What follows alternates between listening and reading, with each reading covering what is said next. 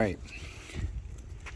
Okay, so here we have our in-ground and semi-in-ground trees that have gone dormant. Okay, and what I mean by semi-in-ground is this tree, while it may look like it's in the ground, is actually in a grow bag with holes. So if you've seen those material grow bags, the tree is in one of those.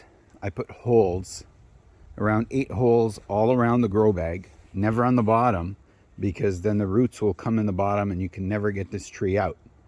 Okay, so the holes are around the edges, and what I'm going to do now is I'm going to dig it up and I'm going to get it out of the grow bag, or actually I'm going to get it out of the ground, and you're going to see the roots that have come out of the grow bag and made their way in the ground. And the purpose for this is, you know, there's much more nutrients in the ground with all the bugs and the worms and all kinds of stuff in the ground that gets your tree to grow bigger and put out more fruit and be healthier. And the fruit actually even tastes a little bit better because of all the nutrients. No matter how much you know, of the fake stuff you put, the Miracle Grow and all that, and you still need a little bit of it in the ground as well because of our short season. But regardless, you still get a better taste in the ground. Okay, so I'm gonna start by removing the leaves off this tree, and then after that we're gonna get it out of the ground and you'll get to see.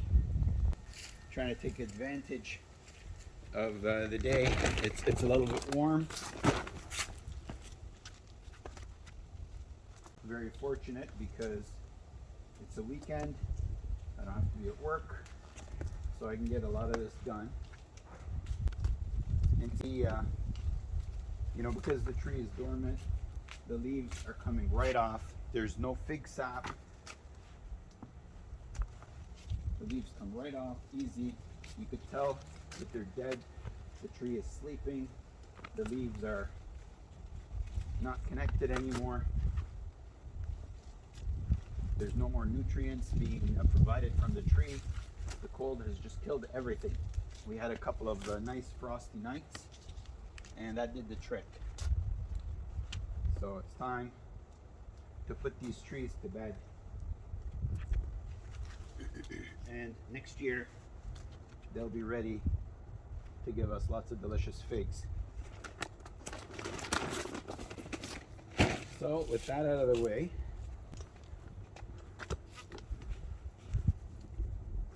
I'm gonna focus your attention here on the ground because that's where all the action is gonna be right now. Okay, and what I'll do, I'll start off by removing a little bit of the soil here.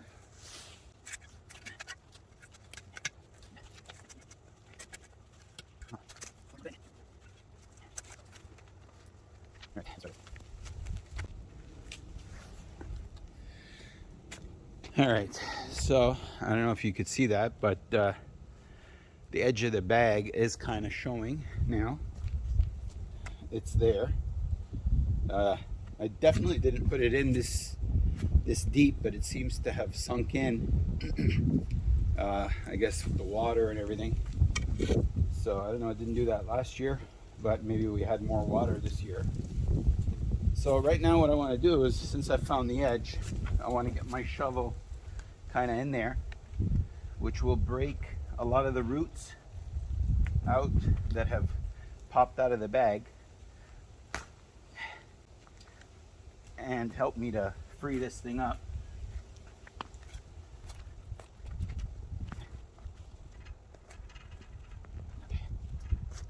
Now if this had roots going downward, forget about it. It would be very difficult to remove.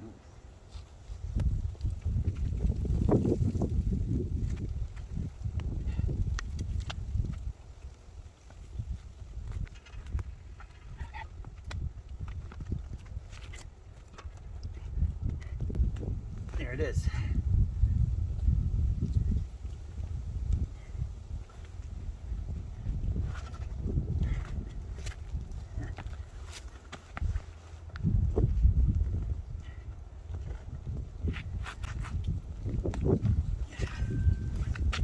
Okay.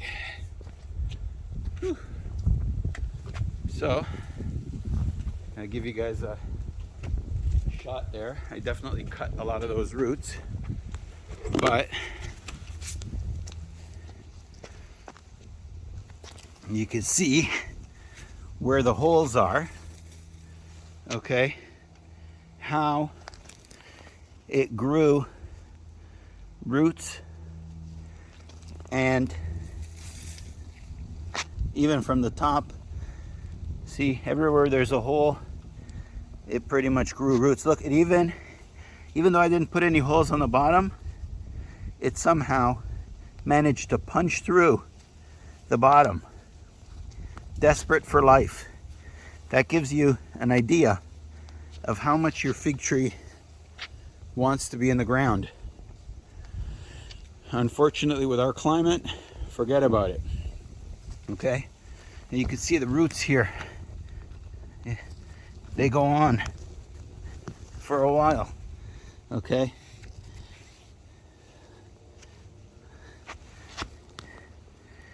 These are all fig roots. So your tree gained all that extra growth thanks to being in the ground. Okay, so what I got to do now is just basically cut these off, and it would be good to put this in a plastic pot to shield the root ball from the cold, but this is Italian honey and she's pretty tough, so we'll see what I end up doing with it.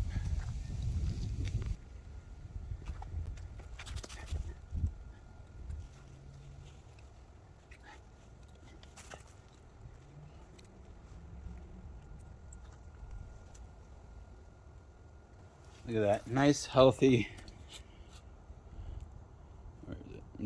worm, giving all kinds of nutrients to that tree. Okay, stand and show you there. Okay, for me. So all these are spots that the trees just punched through. Okay, and like in the Mediterranean, fig trees have been known to punch through the concrete and just start growing. And they're actually not a very difficult tree to grow with the proper climate, of course. All right, so I will clean this up and continue with some more. I got these two in the ground, and this is another Italian honey that is in the ground. Here's a Bolzano that I'm thinking now I made a mistake by putting it in the ground, so I'm probably going to dig that up, and that's going to be a job and a half because that's not in a grow bag. So you can imagine the roots are going to be all over the place. I'm probably going to need a saw to get that out.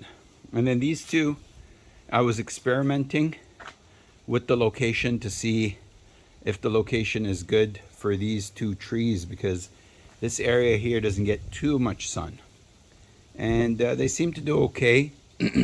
So I might end up putting these back here next year, LSU Tiger and Vern's Brown Turkey. So we'll see what happens. I'm not too sure if these figs are at the point where they'll develop as brevas next year, or if I should take them off. We'll decide that later.